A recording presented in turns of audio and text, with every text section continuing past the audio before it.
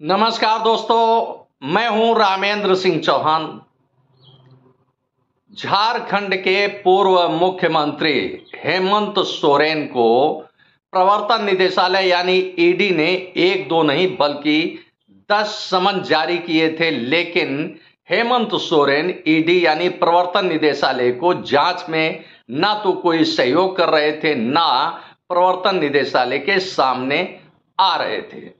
लिहाजा प्रवर्तन निदेशालय झारखंड के पूर्व मुख्यमंत्री को यानी हेमंत सोरेन को मुख्यमंत्री रहते हुए उनके यानी मुख्यमंत्री आवास से खींचकर ले गई। इसी तरह से दिल्ली में आम आदमी पार्टी की सरकार है और दिल्ली के मुख्यमंत्री हैं अरविंद केजरीवाल। प्रवर्तन निदेशालय ने शराब घोटाले में आरोपी माना अरविंद केजरीवाल को, लेकिन अरविंद केजरीवाल प्रवर्तन निदेशालय के हर नोटिस को, हर समन को ठेंगा दिखाते रहे। प्रवर्तन निदेशालय ने अरविंद केजरीवाल को एक दो नहीं बल्कि 9 समन भेजे, लेकिन अरविंद केजरीवाल प्रवर्तन निदेशालय के सामने नहीं गए।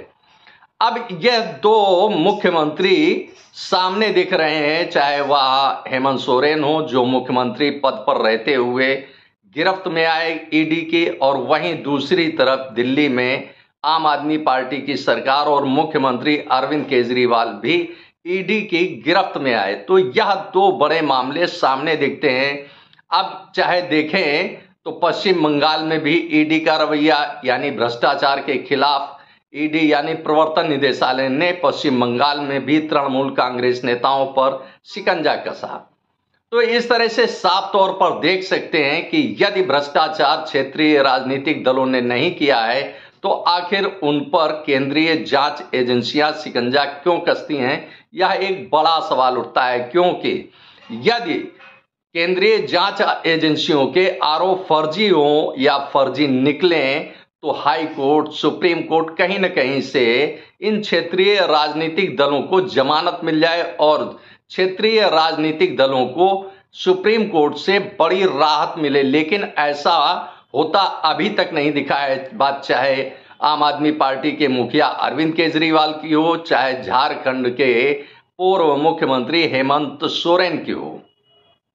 कहीं न कहीं बड़ा मामला है भ्रष्टाचार का, जिसकी वजह से हाई कोर्ट और सुप्रीम कोर्ट से इन दोनों राजनेताओं को अभी तक कोई राहत नहीं मिली है।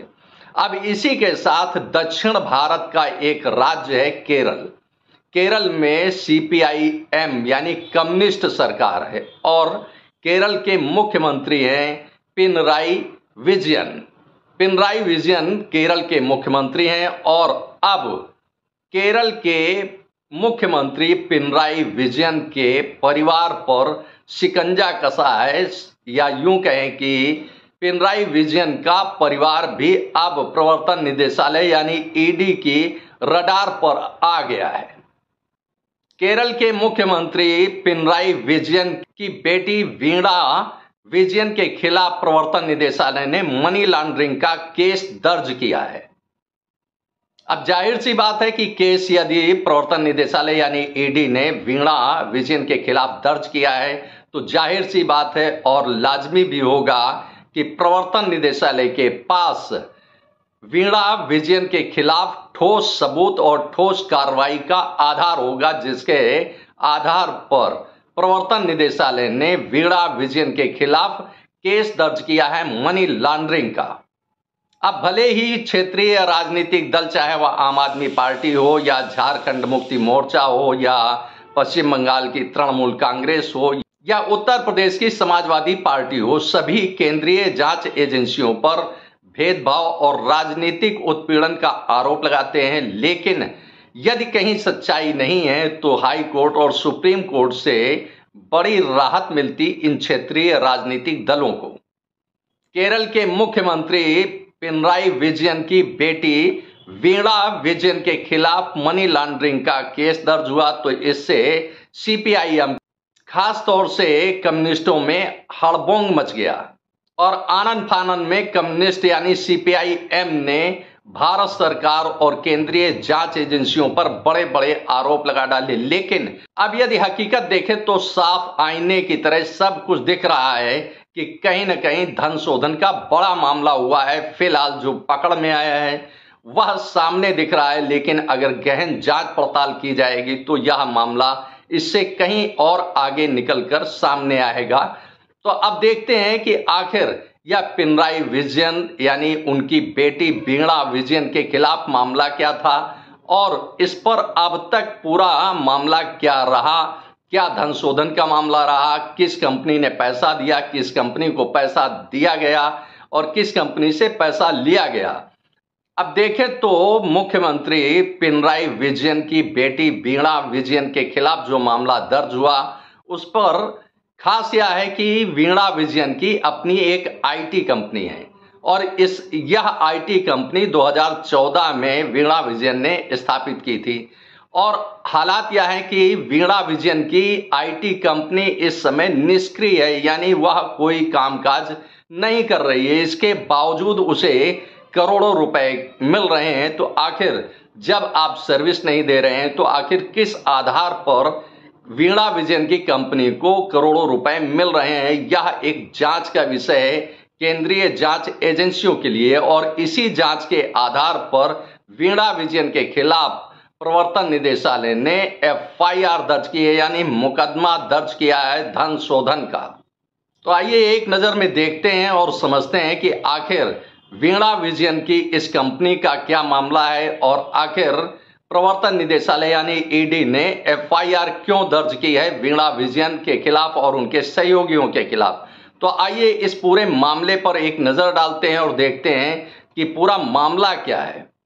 केरल के सीएम की बेटी के खिलाफ पूरा मामला क्या है, इस पर नजर डालें तो देखते हैं कि वीणा विजयन ने कर्नाटक के बेंगलुरु में साल 2014 में अपनी एक आईटी कंपनी शुरू की थी। इसका नाम था एक्सोलॉजिक solutions private limited.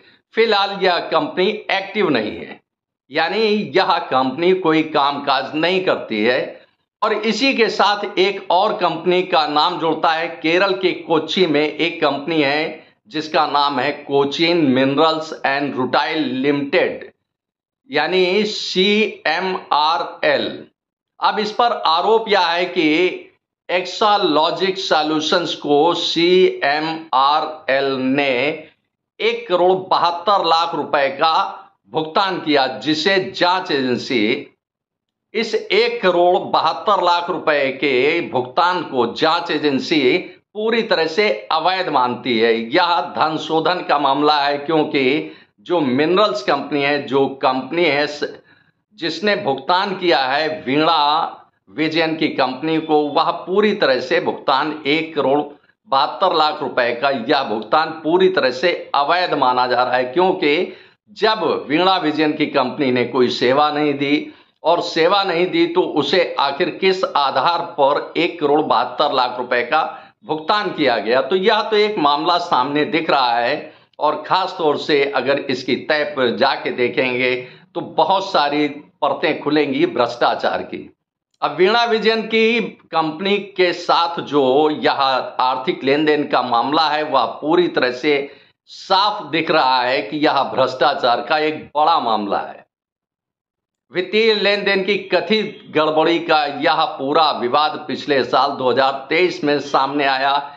Income tax department के हवाले से जो खबरें आई कि CMRL ने साल 2018 और 2019 में वीणा विजयन की कंपनी को 1,72,00,000 रुपए का भुगतान किया, जबकि वीणा की कंपनी ने CMRL को कोई सर्विस नहीं दी थी।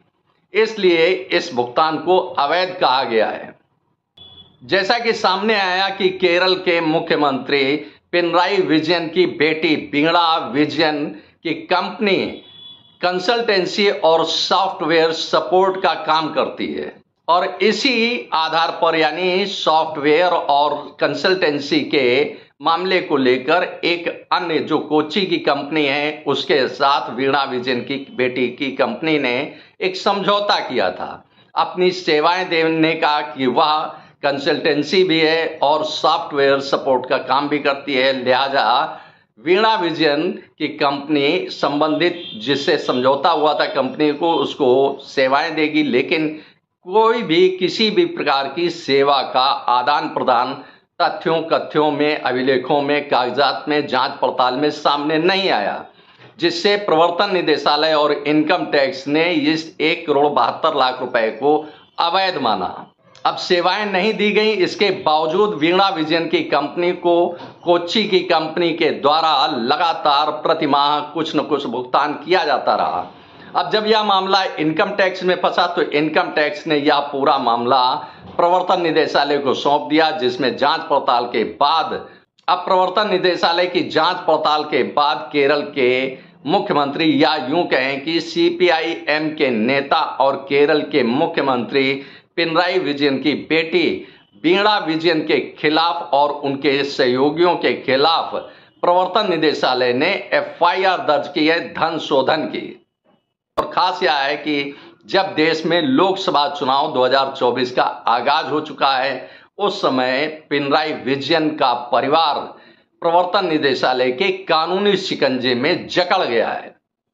तो इस तरह से कह सकते हैं कि पिनराई विजयन का यह परिवार एक बार फिर कानूनी शिकंजे में है, जिससे अब उसका बाहर निकलना मुश्किल है, क्योंकि यदि प्रवर्तन निदेशालय के पास, इनकम टैक्स के पास कोई ठोस आधार सबूत नहीं होते तो शायद प्रवर्तन निदेशालय पिनराई विजयन की बेटी वीणा विजयन के खिलाफ एफआईआर दर्ज नहीं कराता।